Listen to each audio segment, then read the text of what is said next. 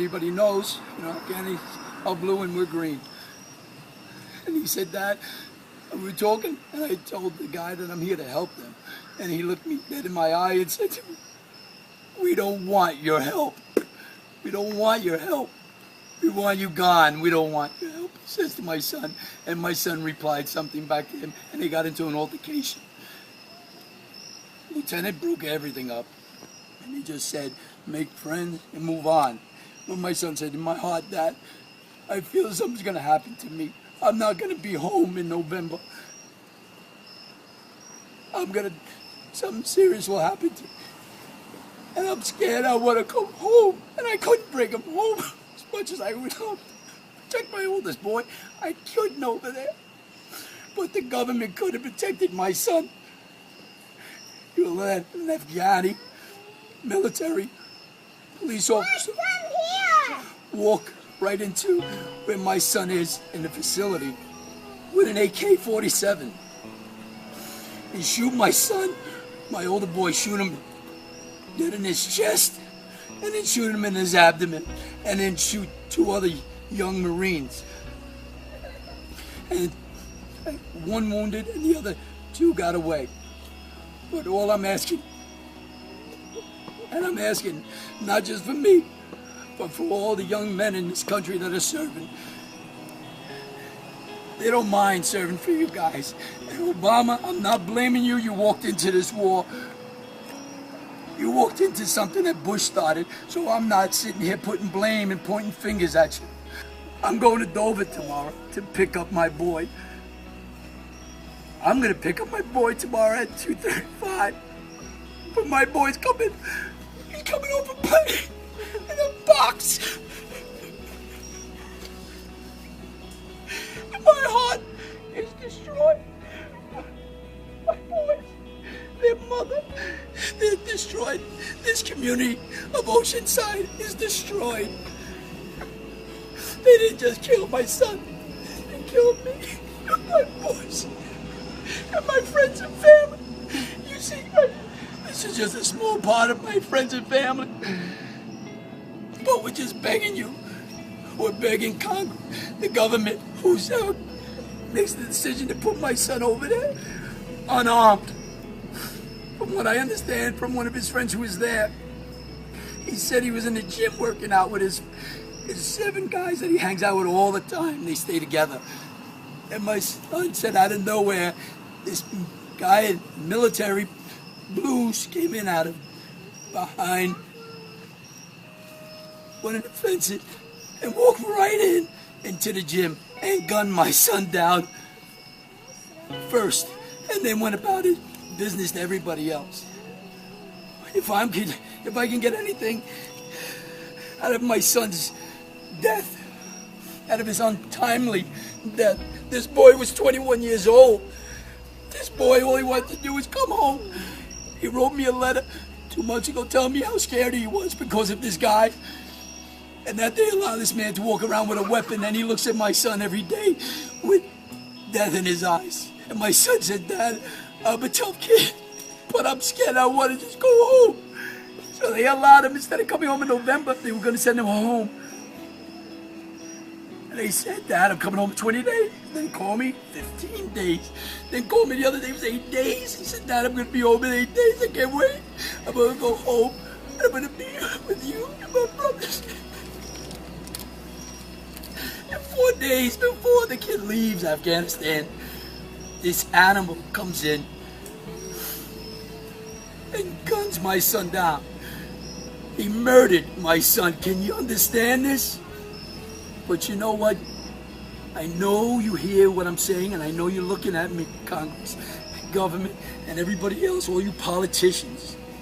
I'm not a hateful person, but I know in my heart, not one of you have a boy, not one of them is going to be standing by my son's side. Not one of them was with my boy. Everybody in the government, you got a son that's in the Marine Corps, in the Army, in the Navy, they're not over there with my boy. I can guarantee you that. Prove me wrong. Prove me wrong. My son gave up his life. He was murdered by a piece of garbage that doesn't want him there. They don't want my boy. They didn't want him. So why is he there? Send all those young men home.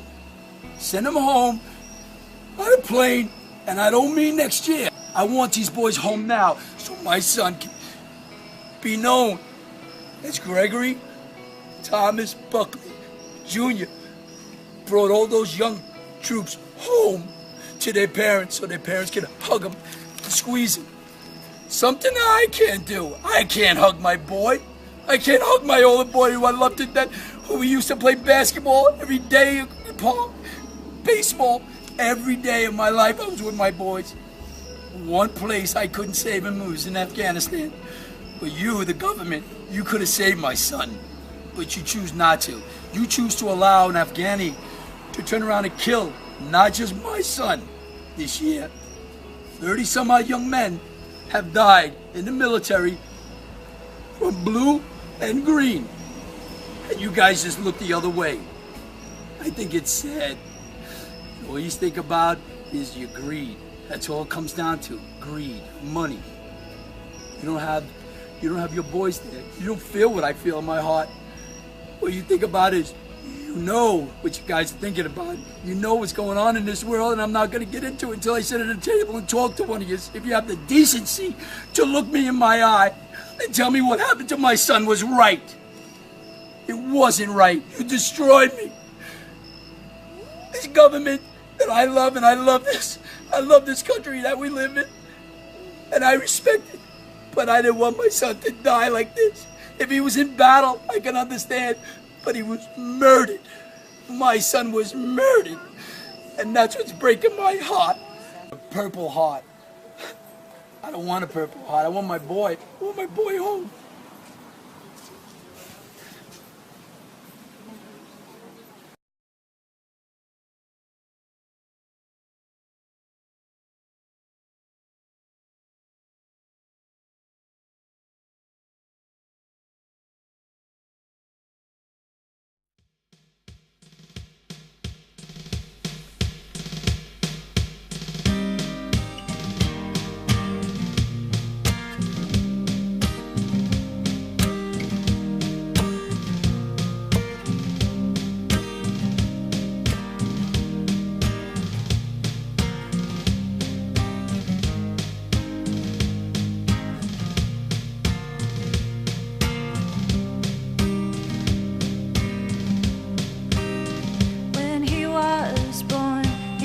Mother dreamed he'd make her proud in his teens. He worked in a bar, but he said, "Ma, they ain't working out."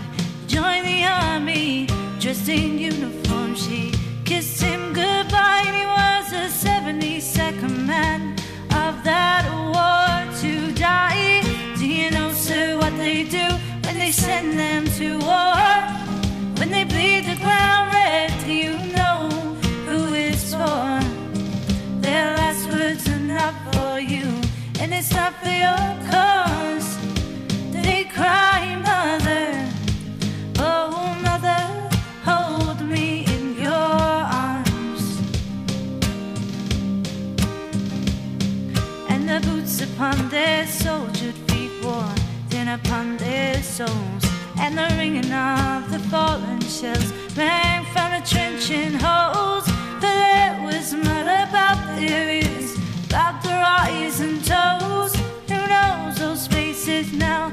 No one cared now, no one knows. Do you know, sir, what they do when they send them to war? And when they bleed the ground red, do you know who it's for? Their last words are not for you, and it's not for your cause.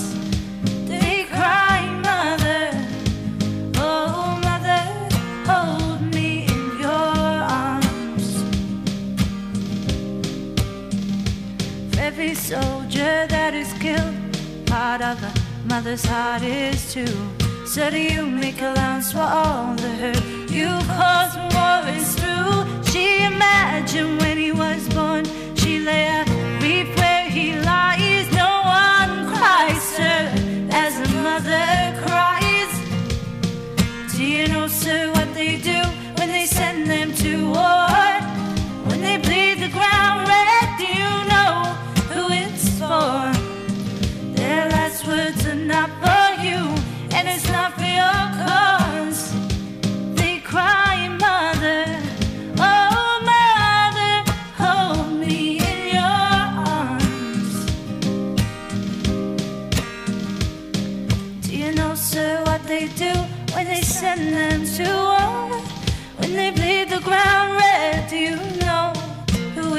torn. Their last words are not for you, and it's not for your cause. They cry